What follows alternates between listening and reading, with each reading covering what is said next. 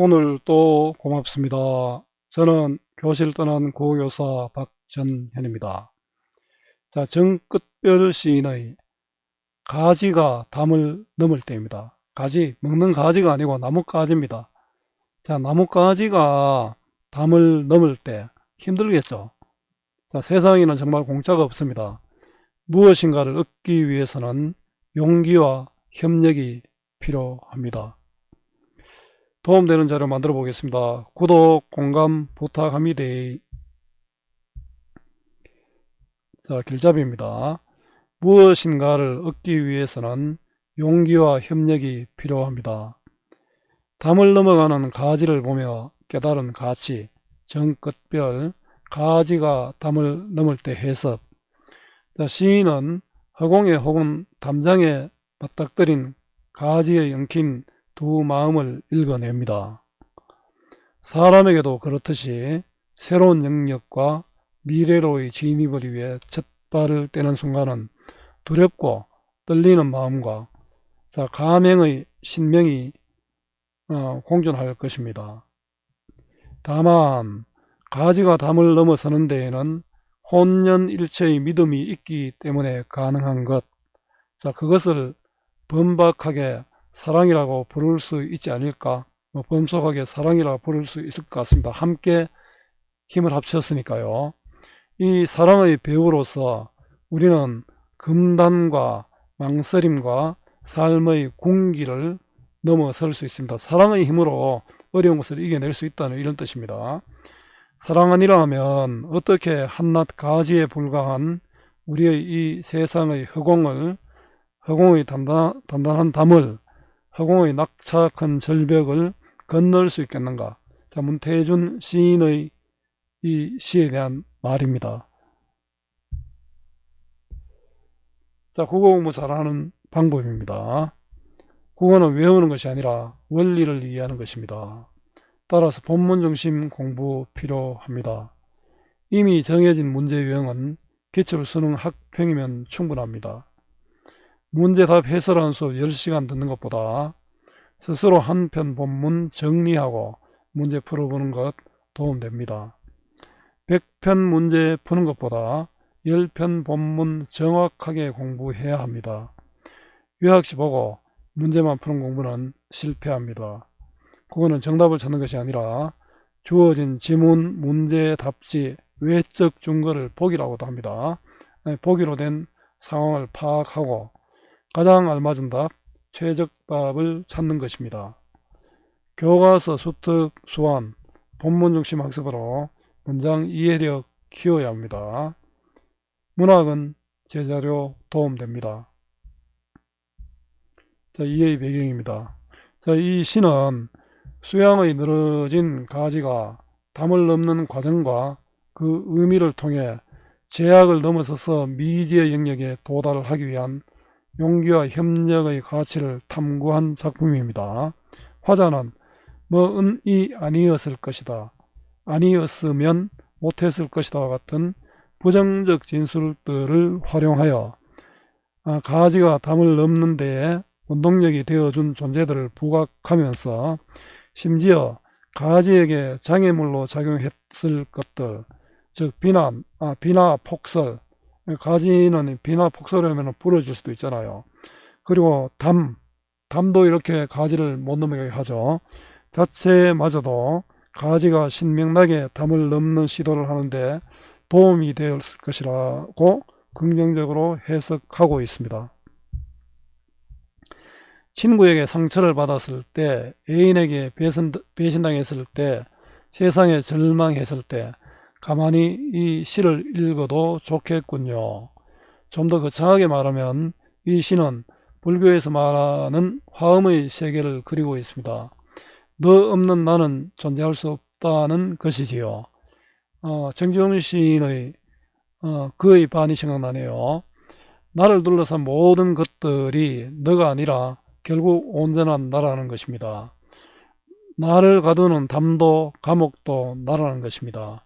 시의 마지막 석줄을 읽고 나니 설렘으로 마음이 출렁입니다. 담을 넘어야 비로소 이름을 얻는다고 하니까요. 그게 도박이라 해도 알고 보면 도반이라 합니다. 느낌표 하나를 꽝 찍어두고 싶습니다. 안도현 시인의 해설이었습니다. 자, 작품 읽기는 넘어가고요. 자, 한눈에 보기입니다. 시어 식구의 의미입니다. 가지의 상징적 의미, 그 혼자가 아니라 협력하여 어려움을 극복할 수 있는 의지를 지닌 존재입니다. 제가 여기 소개는 안 했는데 그 담벼락을 올라가는 갑자기 이름이 생각이 안 납니다. 그 정호성 시인의 시인 것으로 생각되는데 담벼락을 올라가는 그런 식물들이 올라가는 담쟁이라는 시가 생각이 납니다. 가지가 담을 넘는 것, 이건 자유를 얻는 것입니다. 가지가 담을 넘는 원동력은 뿌리, 꽃, 잎, 비, 폭설, 담입니다. 뿌리와 꽃, 잎은 모르겠는데 비와 폭설, 담도 가지가 넘는 원동력으로 긍정적으로 해석한다는 거죠. 뿌리, 꽃은 가지를 믿어주는 외적 요인이고요. 비와 폭설은 시련이면서 신명나게 하는 또 외적 원인입니다. 담은 장애물이면서도 도전욕을 부르는 대상이 되기 때문입니다. 자, 감상하기입니다. 이를테면 수양의 늘어진 가지가 담을 넘을 때, 수양은 수양보들이죠. 담을 넘을 때는 제약을 넘어서 미지의 영역으로 넘어가는 것이잖아요. 이건 결국 어려움을 이겨내는 모습입니다. 그건 수양 가지만의 일은 아니었을 것이다. 수양 가지만의 일은 아니었을 것이다. 그 혼자만의 노력으로 이루어낸 것은 아니다는 겁니다. 요 리을 것이다. 추정을 나타내는 구절을 반복해서 자, 운율감과 끝에 반복되니까 이거는 가군이 되죠. 운율은 음이율, 그 위치에 따라서 가군 두군이 있습니다. 또 음보율, 뭐 글자 수에 따라 음보에 따라죠. 음수율, 뭐 이런 것도 있고요. 그 다음에 겉으로 드러나지 않는 내재율도 있습니다. 그 음이율, 음보율, 음수율은 외재율이죠. 외행적으로 드러나는 운율이니까요. 얼굴 한번 못 마주친 M은 뿌리와, 자, 뿌리도 가지를 자라게 도움을 줍니다. 가지와 뿌리의 관계는 M입니다. 좀 엉뚱하게 느껴지죠. 서로 만나기 어렵잖아요. 그렇지만 이 뿌리도 가지를 도와주는 내적 요인입니다.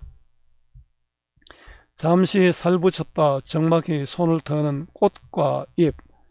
자, 꽃이나 잎이 가지에 달려 있다가 떨어지는 것을 손 턴다로 표현했습니다. 이것도 가지를 도와주는 내적 요인입니다. 혼연일체 믿어주지 않았다면 혼연일체는 완전히 하나가 되어 뿌리와 꽃과 잎이 전부 혼연일체가 되어 가지를 믿어주었기 때문에 가지가 담을 넘을 수 있었죠. 담을 넘게 한 내적 요인 뿌리, 꽃, 잎입니다. 가지 혼자서는 한없이 떨기만 했을 것이다. 반복되죠. 담을 넘을 용기를 못 내었을 것이다. 뿌리, 꽃, 잎이 있었기 때문에 넘었다. 가지가 담을 넘는 내적 원동력, 내적 요인입니다. 뿌리와 꽃과 잎이네요. 한 닷새 내리고 내리던 고집센 비가 아니었다면 이 비는 오히려 방해했을 것 같은데 이것도 가지에게 도움을 줬다는 겁니다. 비의 인격을 부여했죠. 의인법입니다. 이거는 외적 요인입니다. 외적 요인으로 가지를 신명나게 합니다. 밤새 정분만 샀던 도리 없는 폭설이 아니었다면 비나 폭설도 외적 요인으로서 가지를 담을 넘게 했다는 겁니다. 이것도 또 의인법이네요. 정분만 샀더니까. 의인법이고 비와 폭설은 자유를 얻는 과정에서 겪는 고난, 시련. 이거는 가지가 담을 넘게 하는 외적 요인입니다. 담을 넘는다는 게 가지에게는 그리 신명난인 일이 아니었을 것이다. 비나 폭설이 있어가지고 신명이 났다는 거죠. 담을 넘는 것이 아니라 시련을 극복하는 과정에서 신명이 났다는 긍정적 인식이고요. 일이 여보면은 아니었다면 아니었을 것이다. 이런 이중부정을 통해서 그 신명이 나지 않았다는 것을 강조하고 있습니다. 무엇보다 가지의 마음을 머뭇 세우고 무엇보다 이건 담이 나옵니다. 담을 다른 대상들보다 더 주목하도록 하고 있습니다. 담밖을 가둬두는 담박, 담박은 이건 경험하지 못한 세계죠. 안에만 뭐 물물러 있으면 더 이상 발전은 없잖아요. 저 금단의 담이 아니었으면, 금단은 막는 것입니다. 막고 있는 담은 이 장애물이지만 도전의 대상입니다. 그래서 이것도 담을 넘게 한 외적 요인이 됩니다. 담의 몸을 가로지르고 담의 정수리를 타는, 몸을 가로지르고 담 몸통이를 가지고 머리, 정수리 머리잖아요. 머리를 타넘어 담을 열 수 있다는 것, 담을 열 수 있다는 것, 담을 연다는 것은 담에서부터 해방되는 것이니까 새로운 세상, 자유를 얻을 수 있다는 것을 의미합니다. 수양의 늘은 가지는 꿈도 꾸지 못했을 것이다. 자, 가지가 담을 넘는 외적 운동력, 외적 요인입니다. 자, 그러다가 목련 가지라든가 감나무 가지라든가 여러 가지가 되네요. 줄장미 가지라든가 담쟁이 줄기라든가. 자, 수양 가지 외에 담을 넘는 식물들을 열거하여 대상의 범위를 확장했습니다. 당연히 열거법이 쓰였고요. 수양 가지를 도와 함께 성장하는 역할을 합니다. 그죠? 그 수양처럼 담을 넘는 다른 식물들을 나열하여 의미를 확장하고 있습니다.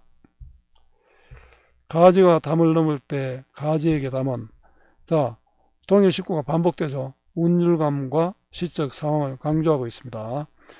운명의 획을 긋는, 가지가 이제 선을 긋잖아요. 도박이자 도반일 것이다. 도박은 부정적 의미죠. 위험을 무릅쓰는 의미고, 도반은 친구입니다. 같은 길을 걸어가는 사람입니다. 이 도박은 위험을 무릅쓰는 일이지만 이들이 이 담이 방해하는 것들이 용기를 주었기 때문에 넘어갈 수 있었다. 같은 길을 가는 사람이다. 이래 해석됩니다. 자, 안전이 보장되지 않았기에 도박이고, 용기를 내어 신명나게 넘을 수 있기에 도반이 됩니다. 자, 가지에게 담이 지닌 의미와 가치입니다. 도박이자 도반이다. 참 시인은 대단합니다. 자, 갈래는 자유로운 형식의 자유시, 개인의 마음을 담은 서정시, 운문으로 된 운문시입니다. 자, 성격은 상징적이고요. 또 의지적이고 성찰적입니다. 성찰은 돌아본다, 생각한다는 뜻입니다. 자유를 얻기 위한 용기와 협력입니다. 가지가 담을 넘는 과정과 의미입니다. 특징입니다. 자연물을 통해 지향하는 삶을 형성했고요. 동일 식구 가지가 넘을 때를 반복하여 시적 상황을 강조하고 있고 운율감을 얻고 있습니다. 뭐를 것이다를 반복하여 가군의 효과를 살리고, 이건 운율을 형성하겠죠. 상징과 의나를 통해 주제 구현의 효과를 높이고 있습니다. 수양가지를 의노하여 담을 넘는 가지의 심정을 추측하고 있고요. 자, 유사한 소재들을 열거했죠. 마지막 부분에 담을 넘어가는 것들 열거했지 않습니까? 시적 대상의 의미를 그 수양벌에서 다른 것으로 확장을 했습니다. 자, 어형의 유사성을 이용한 식구로 이중적 가치를 부각하고 있습니다. 가정과 부정 표현을 활용한 시적 의미를 강조하고 있고, 자, 활동하기는 문제은행 활용하시면 됩니다. 수고 많았습니다. 제가 살아있는 한 좋은 자료로 보답하겠습니다. 어디서나 검색은 박전현입니다.